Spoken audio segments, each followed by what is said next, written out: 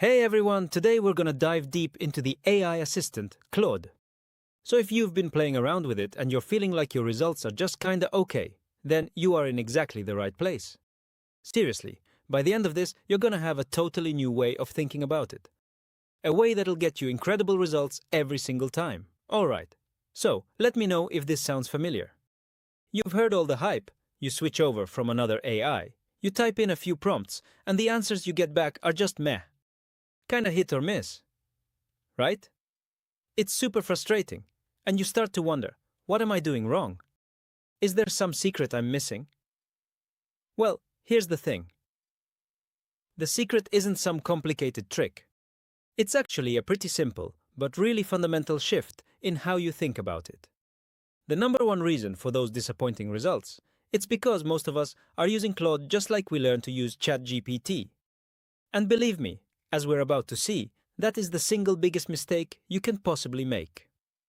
Alright, so let's really get into it. We've got to completely change our approach. Think about it. We need to stop treating AI like a vending machine, where you just put in a command, press a button, and get a predictable little snack of an answer. Instead, we're gonna start treating it like a real collaborative partner. So, what's the big deal here? What's the real difference? Well, Claude was designed from the ground up to be a thinking partner. It's at its best when it's reasoning through a problem with you. It thrives on conversation. It loves context. And that, my friends, is a whole different universe from an AI that's just built to spit out a quick answer to a simple command. And this really breaks it down perfectly.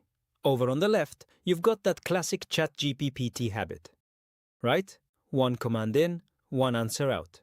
It's totally transactional. But look at the right. That's the Claude approach. It's not a straight line. It's a loop. It's a process. You give it context. You have a little back and forth. You actually work together to get to that amazing final result. Okay. So, how do we actually do this? How do we put it into practice? Well, it all starts with what I call the art of the ask. We're gonna look at how to write prompts that get Claude working with you instead of just for you. Listen, if you only take one single thing away from this whole explainer, let it be this: be specific. It's the golden rule. Vague prompts, you're going to get vague answers. It's that simple. Claude shines when you give it a clear target, some context, and a format to work with. It's not a mind reader. Right? But it is an absolutely incredible assistant when you hand it a clear blueprint. Let's make this super concrete. Check out the weak prompt. Write me an email. I mean, come on. What is it even supposed to do with that? It's so vague. Now look at the better prompt. Write a professional but friendly email to a client explaining that the project deadline is moving by 2 weeks. Keep it under 150 words. Wow. See the difference?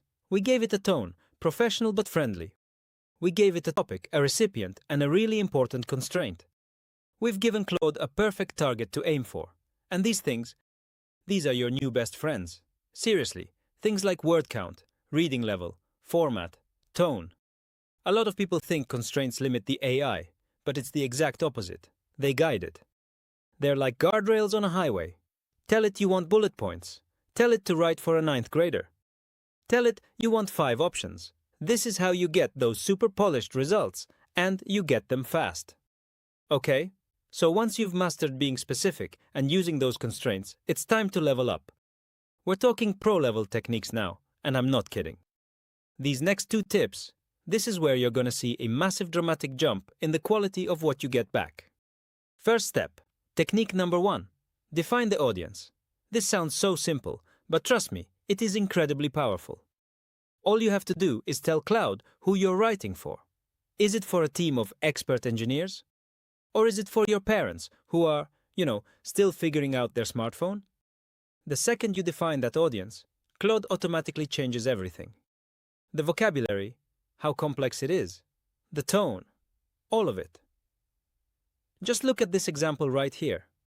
If you just say, explain quantum entanglement, you're gonna get a super dense, probably academic wall of text. But look what happens when you add to a curious 12-year-old. Bam! the entire task just transformed. Now, Claude knows it needs to use analogies, simple language, and probably inject a little bit of fun and wonder into it. Okay, now, for my absolute favorite technique. I use this one all the time. It's simple. Give Claude a job. Assign it a role. Make it wear a hat. This completely frames the conversation and lets Claude pull from all the knowledge and the specific point of view that comes with that role. This right here is a total game changer. You're no longer just asking for some feedback. No. You're asking for feedback from the perspective of an experienced UX designer.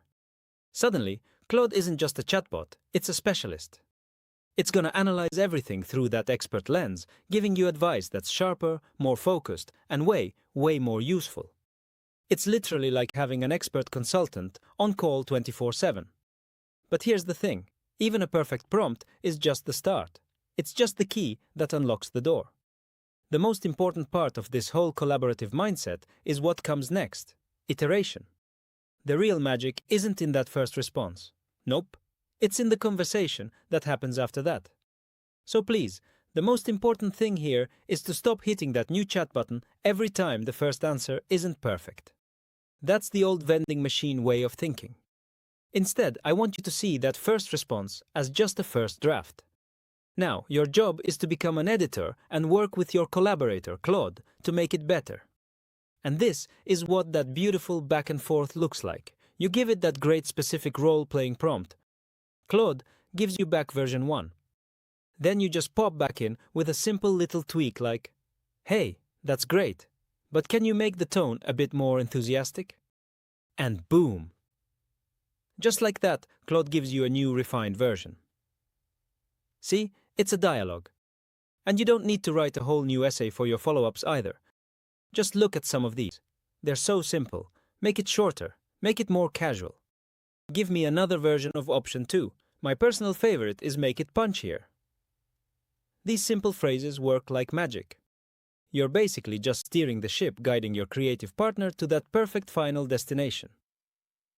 Okay, so now that you know how to talk to Claude, let's switch gears and talk about what you should be talking to it about. Because just like any good partner, Claude has its own unique set of superpowers, areas where it just absolutely shines. So, where's the best place to start? Well, Claude is just an unbelievable writing and editing partner, like world class. But it's also an amazing research assistant that can summarize a huge dense article in seconds. It's an incredible brainstorming partner when you're stuck for ideas. It can even be your coding buddy, helping you spot those tricky little errors in your code.